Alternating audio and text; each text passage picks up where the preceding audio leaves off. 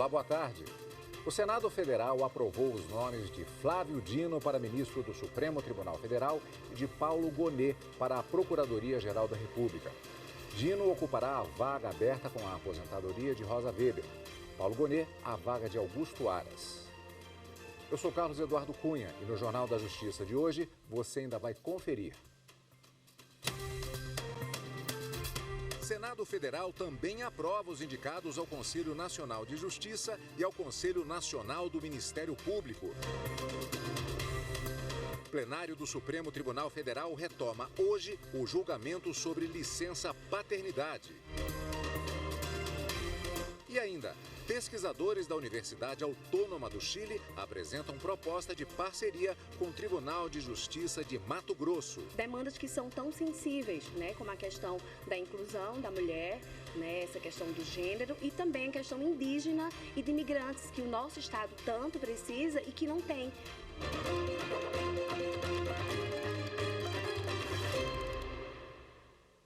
O Senado aprovou a indicação de Flávio Dino para o Supremo Tribunal Federal. Ele vai ocupar a vaga da ministra Rosa Weber, que se aposentou em outubro. Bruno Silveira tem os detalhes. Flávio Dino passou pela tradicional sabatina na Comissão de Constituição e Justiça. Por mais de 10 horas, respondeu aos questionamentos dos parlamentares. Na CCJ, Dino reforçou aos senadores a própria experiência nos três poderes. E o que eu ofereço a vossas excelências e à nossa nação? Ofereço a experiência de quem foi juiz federal por 12 anos. E não tem nenhuma mácula funcional e teve uma prática honesta na sua função. E a prática, a experiência de juiz federal ensina o valor fundamental da legitimação da função judicante, qual seja a imparcialidade, a equidistância em relação aos valores em conflito. Da experiência de deputado federal e senador, trago o respeito à função legislativa. Da experiência de governador e de ministro da Justiça, trago o respeito àqueles que têm a dura tarefa de concretizar os direitos, gerindo a escassez e, ao mesmo tempo, velar pela estabilidade institucional. Flávio Dino tem 55 anos. Foi juiz federal por 12 anos. Deixou a magistratura para entrar na política. Se elegeu deputado federal e por 2 vezes governou o Maranhão. Nas últimas eleições foi eleito senador, mas após tomar posse, aceitou o convite do presidente Lula para assumir o Ministério da Justiça. A atuação política de Flávio Dino foi o principal argumento de senadores contrários à indicação que questionaram se ele atuará com independência como ministro do STF.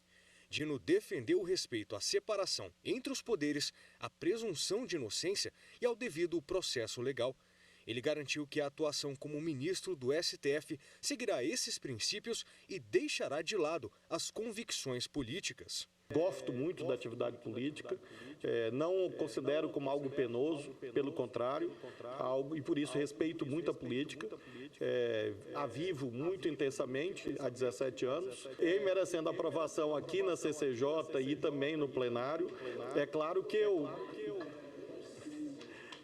eu deixo a vida política em todas as dimensões, inclusive nas redes sociais. Evidentemente, não opinarei politicamente sobre temas políticos, porque realmente isso é absolutamente incompatível.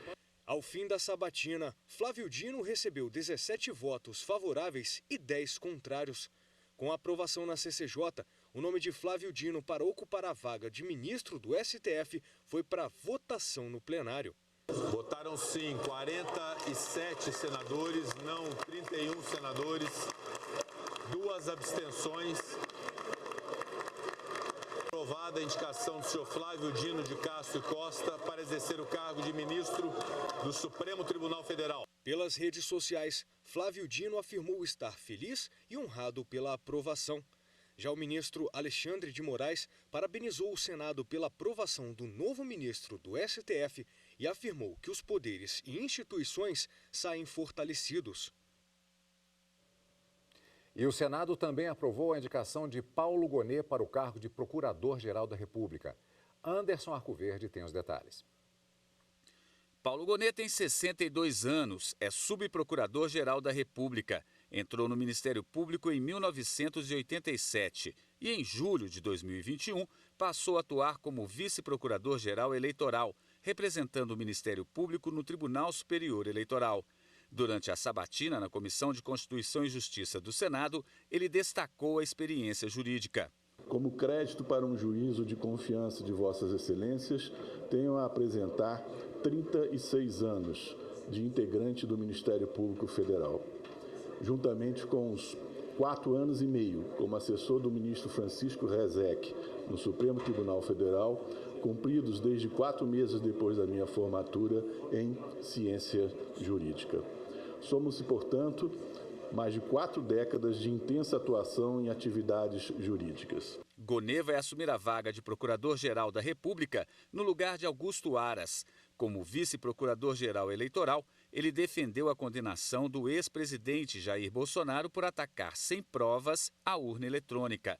Questionado pelos senadores, Gonê afirmou que há diferenças entre a liberdade de expressão e a divulgação de notícias falsas. O Ministério Público sempre vai procurar preservar todos os direitos fundamentais e todas as liberdades. Mas nós sabemos que os direitos fundamentais, eles muitas vezes entram em atrito com outros valores constitucionais.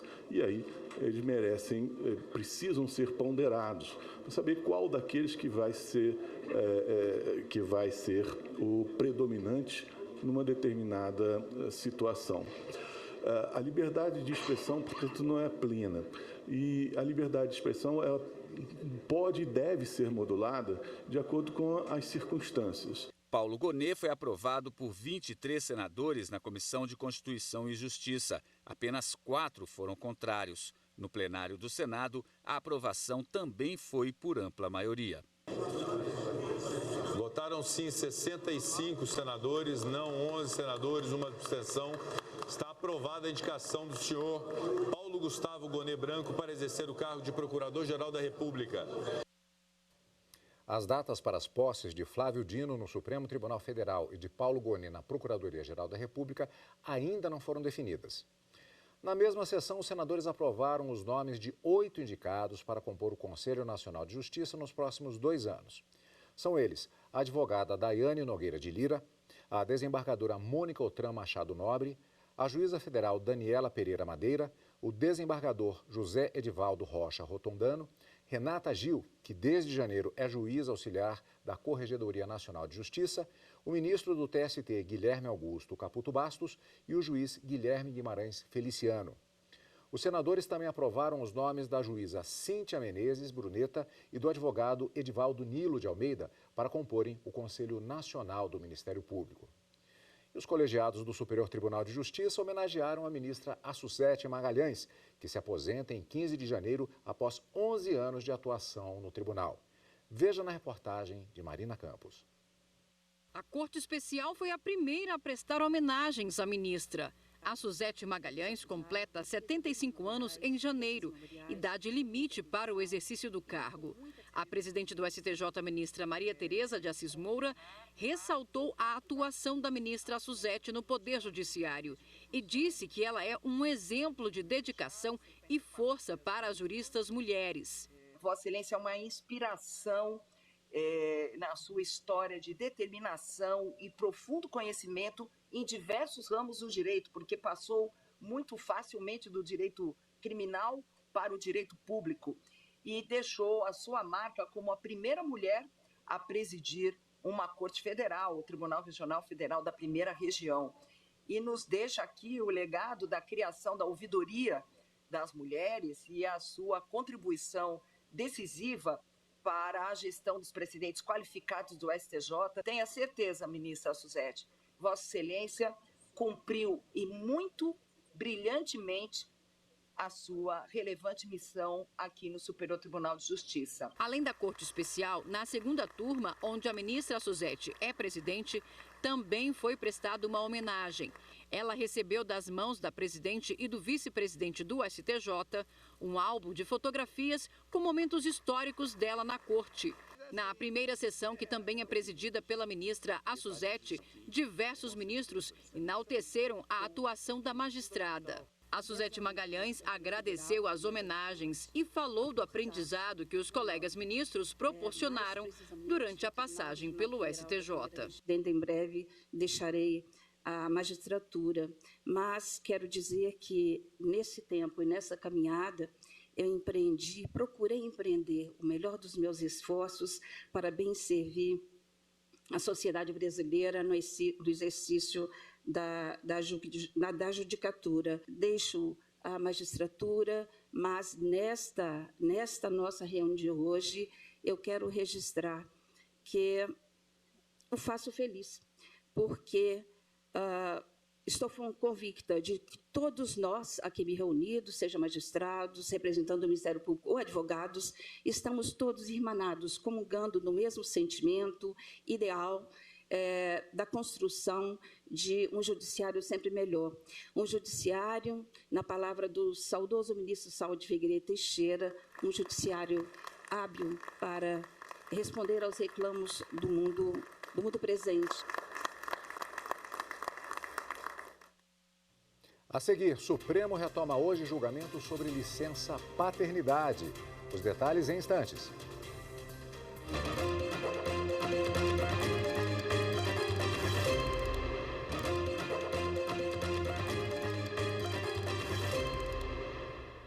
O plenário do Supremo Tribunal Federal retoma hoje o julgamento sobre licença paternidade. Na sessão desta quarta-feira, o ministro Luiz Roberto Barroso propôs o prazo de 18 meses para que o Congresso Nacional edite uma lei sobre o benefício.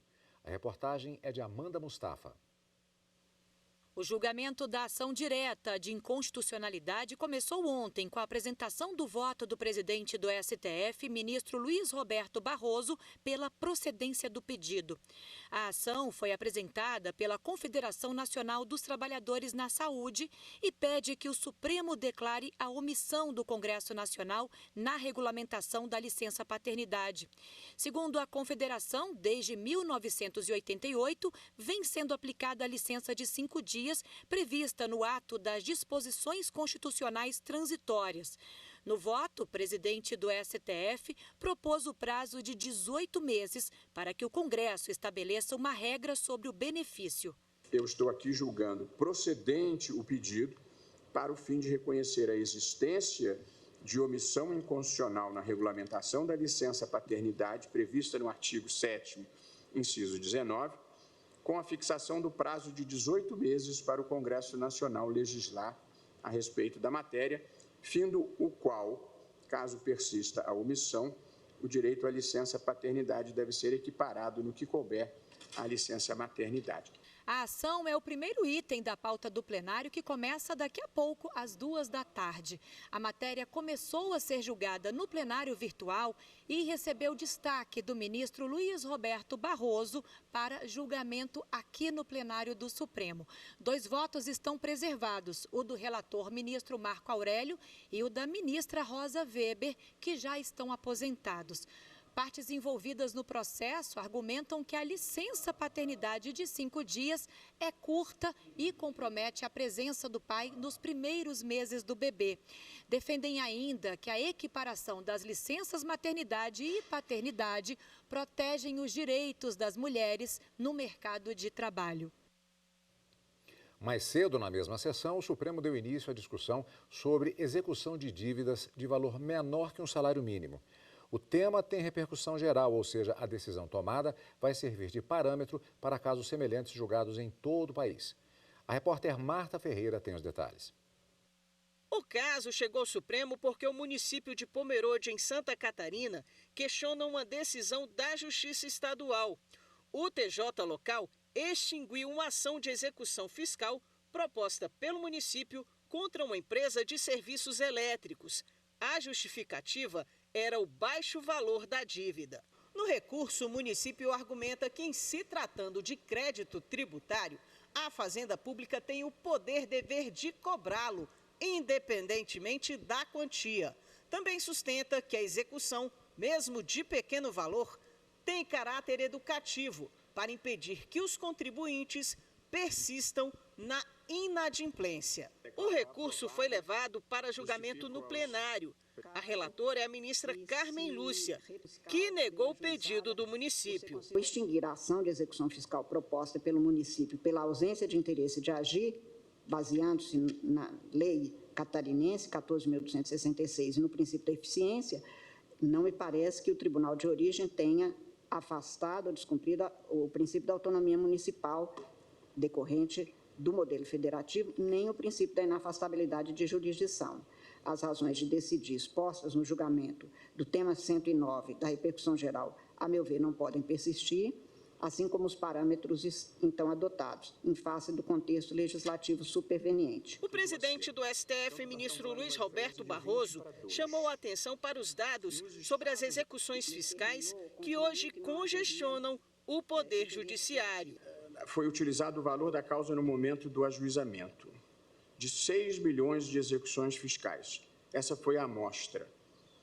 A apuração destacou o seguinte: 28% das execuções fiscais estão abaixo de R$ 2.500. 42% das execuções estão abaixo de R$ 5.000.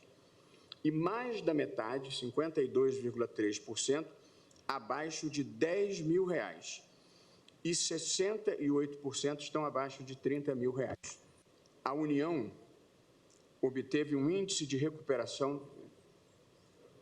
Vejam os dados aqui, colegas, sobre o protesto. A União obteve um índice de recuperação de créditos da dívida ativa por meio do protesto extrajudicial de 19,2% entre 2013 e 2015.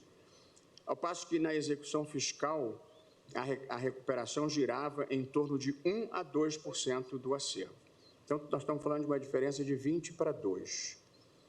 Nos estados analisados, está na nota técnica, Rio Grande do Sul, Mato Grosso e Acre, a eficácia do processo extrajudicial de CDA na recuperação de dívidas fiscais foi maior, apresentando um índice de recuperação entre 30% e 38%. E nos municípios de Gramado, no Rio Grande do Sul, e Colatina, no Espírito Santo, houve um resultado de 46% num caso e 16% num outro. E diz a pesquisa, as características socioeconômicas de cada estado e município fazem diferença. Mas os dados que nós temos é a de que os valores, no geral, são baixos e que o protesto é muito mais eficiente. Na sequência, o julgamento foi suspenso por um pedido de vista regimental do ministro Luiz Roberto Barroso. A seguir, pesquisadores da Universidade Autônoma do Chile apresentam proposta de parceria com o Tribunal de Justiça de Mato Grosso. As informações em instantes.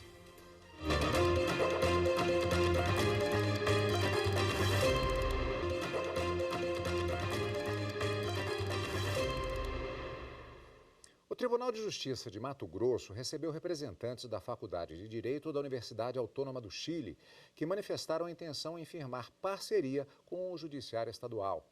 Os chilenos propõem a troca de informações e experiências especificamente na área do direito, com perspectiva de gênero, povos indígenas e imigrantes. Reportagem de Fernanda Fernandes. Representantes da Justiça Estadual e da Universidade Autônoma do Chile se reuniram na sede do TJ para discutir os detalhes de um futuro convênio entre as duas instituições. Uma carta de intenção foi apresentada durante o encontro. O termo de cooperação, que ainda está sendo elaborado, vai permitir ações conjuntas e intercâmbio educacional em diversas áreas, especialmente no acesso à justiça para grupos vulneráveis, como imigrantes e indígenas, abordagem de gênero e também a modernização dos sistemas judiciais. Para nosotros en la Universidad Autónoma de Chile es muy importante la experiencia que tienen en el Poder Judicial de Mato Grosso en el trabajo en materia de género, en el trabajo con grupos vulnerables, en los casos que están viendo en relación con pueblos indígenas, con migrantes. A ideia da parceria surgiu com a juíza Henriqueta Fernanda Lima, que tem se dedicado a estudos sobre direitos humanos. Essa intenção da gente trazer para o Estado de Mato Grosso, para o Tribunal de Justiça, demandas que são tão sensíveis, né, como a questão da inclusão da mulher, né, essa questão do gênero e também a questão indígena e de imigrantes, que o nosso Estado tanto precisa e que não tem. Então, foi daí que surgiu, né, essa demanda social aliado à minha pesquisa no doutorado. Para a ESMAGES, proporcionar formação aos magistrados de Mato Grosso em temas como esses garante uma magistratura mais próxima da realidade que a cerca e também uma grande oportunidade de integração. E o Poder Judiciário, como demonstra o próprio Conselho Nacional de Justiça, não pode ficar à margem dessas discussões. Então é imperioso que se destaquem, que se analisem essas situações. Os juízes têm que se interar e conscientizar dessa comunidade que é tão sofrida, que é vulnerável e que é chamada por isso de invisível. A gente vê a possibilidade de o Poder Judiciário estar mais aberto para o atendimento dos povos indígenas e das pessoas migrantes que estão aqui e que nós encontramos todos os dias nas ruas, tão necessitadas de atendimento, de acolhimento e de justiça. Foi lançado na noite de ontem na Biblioteca do Supremo o livro Direitos da Personalidade, Reflexos nos Direitos Público e Privado, uma homenagem à carreira do jurista e professor Rui Geraldo Camargo Viana. O repórter Renato Rosa acompanhou. Os textos foram coordenados pelo ministro do STF, Dias Toffoli, o promotor de Justiça de São Paulo, Renato Kim Barbosa, e Silvano Andrade do Bonfim, doutor e mestre em Direito. Entre os 51 colaboradores estão os ministros do Supremo, Edson Fachin e Gilmar Mendes. Essa evolução quanto aos temas, tratando direitos de personalidade com patrimônio público, nome, proteção da pessoa, são temas muito importantes que o professor Rui Geraldo sempre defendeu durante sua carreira como acadêmico. Então, para nós coroarmos aí essa história brilhante de vida dele, com um livro repleto de autores e doutrinadores deste tamanho, é uma grande honra, uma grande alegria. Uma coletânea para celebrar a brilhante carreira do professor Rui Geraldo Camargo Viana, referência no campo do direito civil. Foi dele, por exemplo, a primeira decisão no país favorável à retificação do registro civil de um transgênero em primeira instância, em 1972. Eu dei a mudança de sexo. Eu disse que ele não era nem homem, nem mulher, ele era pessoa. Pessoa. E daí passou. Os direitos da personalidade são todos aqueles relacionados ao indivíduo, incluindo o corpo, a imagem, o nome e os aspectos que caracterizam a identidade. Também abrange integridade psíquica, envolvendo privacidade e liberdade, intimidade e honra. O livro Direitos da Personalidade, Reflexos nos Direitos Público e Privado, traz reflexões sobre os temas. Nesse livro há diversos textos importantíssimos, relevantes, com atualidade ímpar, sobre nome civil da pessoa, direito propriamente a interrupção da gravidez, transgênero, a questão da herança digital, que é outra coisa que se discute muito hoje, a questão do que se fazer com a sua herança digital após o falecimento. Portanto, o livro traz muitas questões atuais e de grande relevância para a sociedade. Segundo os autores, estudantes de direito, pós-graduandos, magistrados, integrantes do Ministério Público e advogados vão encontrar nessas páginas um guia para desbravar desafios e complexidades dos direitos da personalidade. Saúdo a iniciativa de todos os organizadores, autores desta obra e ressalto que é uma multiplicidade de visões de colaboradores altamente gabaritados, todos discípulos de uma maneira direta ou indireta, se me permitem o ministro Gilmar e o ministro Fachin dizê-lo, mas já assentem, exatamente todos nós, de uma maneira direta ou indireta, nos enriquecemos com as suas bases teóricas, correntes acadêmicas e reflexões sobre, especialmente, o direito da personalidade. O podcast Contando Causas, uma produção do Superior Tribunal de Justiça, encerra o ano de 2023 com uma discussão profunda sobre a violência doméstica. A jornalista Kátia Gomes apresenta histórias emocionantes de mulheres que sobreviveram ao ciclo de violência e conseguiram reconstruir suas vidas.